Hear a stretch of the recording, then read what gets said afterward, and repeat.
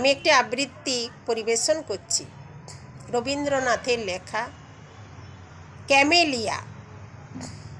নাম তার কমলা। দেখেছি তার খাতার উপরে লেখা। সে চলেছিল ট্রামে তার ভাইকে নিয়ে কলেজের রাস্তায়।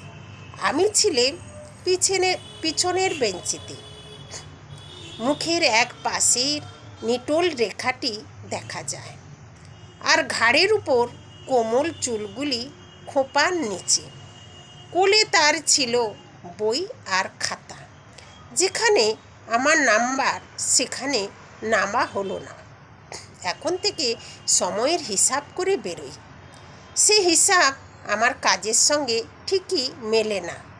প্রায় ঠিক মেলে ওদের বেরোবার সময়ের সঙ্গে। প্রায় হয় দেখা।